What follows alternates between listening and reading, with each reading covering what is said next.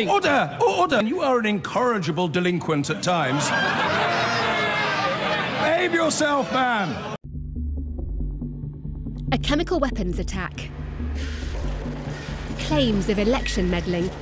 Even threats to curb Europe's energy supplies. The scale of suspected Russian hostilities towards the UK and its allies is growing. Now, a former British spy who wrote a dossier on Russia that triggered a political earthquake in the United States is breaking cover to speak to Sky News with a warning. There are serious people at the top of Russia who regard themselves at war with us. Did you ever uncover any evidence of hostile Russian operations against the UK?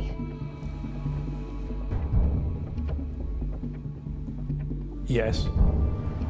It's not just Britain that Christopher Steele deems to be at risk from the Kremlin. I think they could possibly collapse the EU, yes. And what about his infamous dossier that claimed Donald Trump and his 2016 US election campaign colluded with Russia? We described it as a nuclear device ticking away in our safe.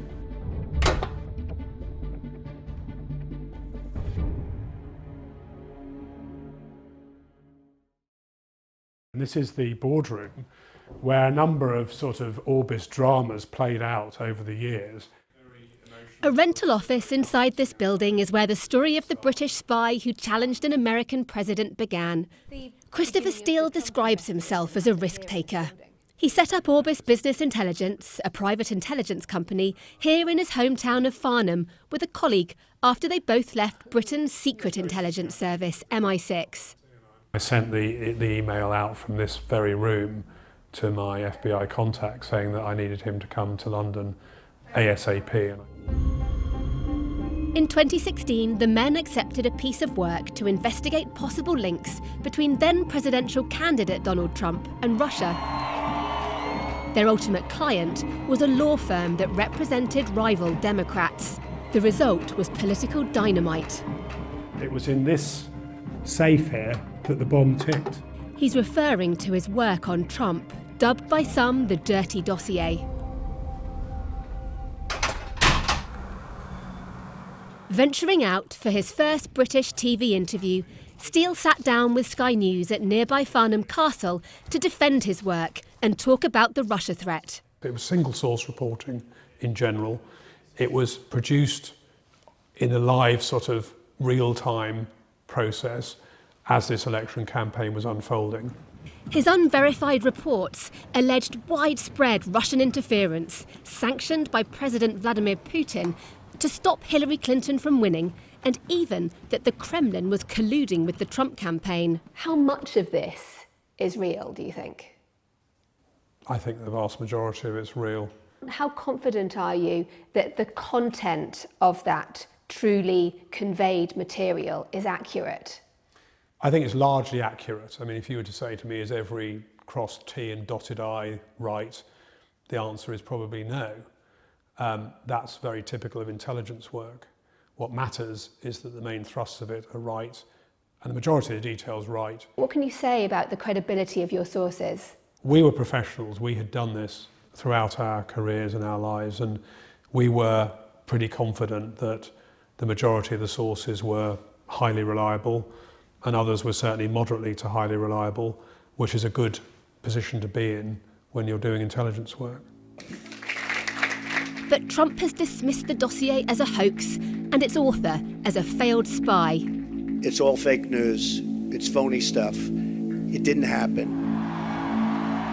The US government has accused Russia of interfering in the 2016 election by hacking and leaking emails to damage Hillary Clinton.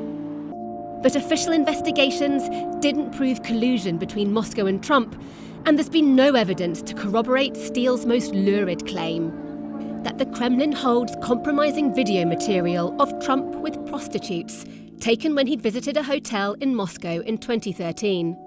What level of confidence would you place on there being sex tapes of Trump taken by Russia as compromat? Pretty high. The former president's spokeswoman says that's nonsense. It's disgusting, it's false, it's an outright smear, There's never been any evidence because it never happened. This was one of the biggest, dirtiest tricks in politics, led to the biggest smear, perhaps in American history, with no evidence, completely made up, to try to derail the American people's choice for president in 2016 and hurt his presidency. And are you a fraud? No, of course I'm not. But what do you say to them? If I'd been a fraud, do you think that I would have held security clearances in government for decades? His life was turned upside down when his dossier and identity became public in January 2017. Steele claims he may even have been targeted by Russian agents while on holiday with his wife. Curiously, it was in my wife's sponge bag, 2 wedding rings, one male, one female, which were planted in her sponge bag in our bathroom in our luxury high security hotel in the Caribbean. And what do you think the message was? We know where you are, we can get to you, don't think you're able to hide from us. A spokesman for President Putin declined to comment on any of the allegations. Steele was once MI6's top Kremlin expert, and he says his work on Trump is only a fraction of his work for private clients on Russia, something he's still doing, and he's worried. In the run-up to the Brexit referendum of June 2016, his company was investigating suspected Russian meddling across Europe, including in the UK. Did you ever uncover any evidence of hostile Russian operations against the UK? Yes, everything from corrupt leadership money being brought on shore and invested in strategic industries and the like, which is something of concern, to potential attempts to fund parts of the Brexit campaign and interference in that, Scottish referendum, some evidence of interference in that as well. And what sort of evidence? I don't have it to hand, but clearly some of the same playbook that we saw, so money being moved through deniable channels and coming out the other end technically legal. There was a whole load of loopholes. There's since been the Salisbury spy poisonings blamed on Russia, evidence of meddling in the 2019 UK general election, even attempts to hack COVID vaccine research. Would you describe the Russia problem as getting worse, not better? Absolutely, yes. I think Russia itself is it's moving from being an authoritarian state to being a much more totalitarian state. So I think that we've got a real problem. He doesn't believe his former colleagues in the security agencies are doing enough to deter Russia. Neither are their political masters. I mean, there are serious people at the top of Russia who regard themselves at war with us.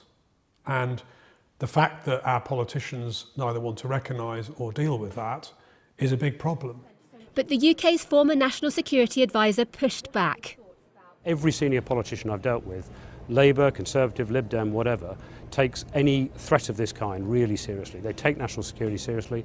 They worry about the impact on the democratic process. They're right to do so.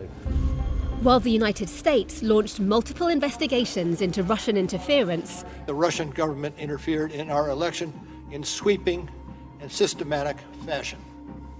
In the UK, it was just Parliament's Intelligence and Security Committee.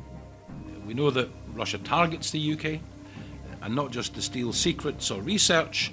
It suits Russia if there is disunity in the West. The watchdog found the government didn't carry out a full investigation into the possibility of Russian meddling in the Brexit vote.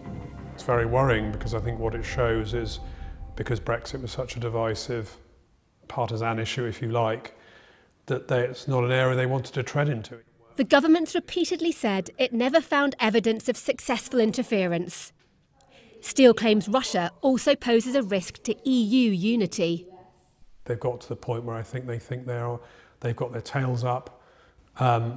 They can think that they can work through particularly Eastern European countries where they've got governments which are sympathetic to them, and extreme left and right parties in Western European countries similarly, that they could actually bring down the EU. So you really think that they believe they could collapse the EU? I think they could possibly collapse the EU, yes. They are zero-sum thinkers. They think that if anything benefits us, it's at their expense. If anything benefits them, it's at our expense. And that sort of mentality and philosophy leads to serious problems and serious threats to our integrity. Former Prime Minister Theresa May is a figure singled out for particular criticism over her response to the Russia threat. Christopher Steele revealed that he and his business partner Chris Burrows had briefed her on it more than a decade ago.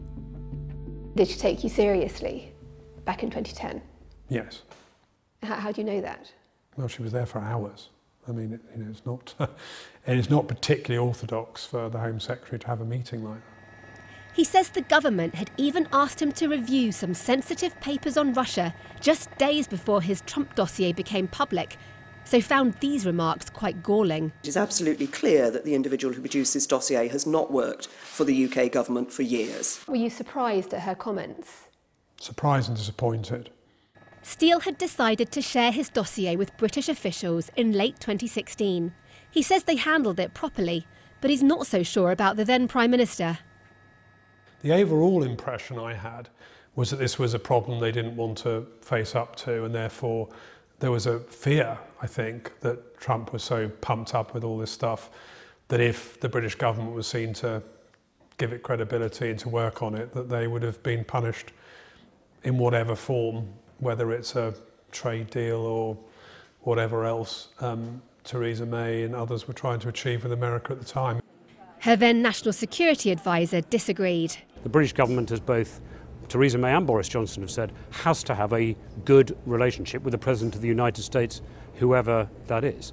But because he didn't see action of the kind that he was hoping to see, does not mean it wasn't taken seriously. And any allegation of that kind is, of course, investigated properly and professionally. Steele also appears to have concerns about the current Prime Minister. I think it's very curious that he ennobled the son of a KGB officer. Indeed, I do. I think it's worrying. He's referring to Lord Lebedev, owner of the Independent and Evening Standard newspapers, who told Sky News he's proud to be a British citizen. The peer said he and his father have entirely separate business interests, and he thought the UK had moved on from obsessing about what people's fathers did or do. Putin himself once said, Raz czekist, всегда czekist. If you're an intelligence officer once, you're always an intelligence officer. And I've been surprised at the number of former Russian intelligence officers who are able to come to the UK, send their children to the UK, invest money in the UK, so on and so forth. We're not getting this right. Not everyone will think he got it right either, but Steele hopes by breaking cover, they will at least hear his warnings.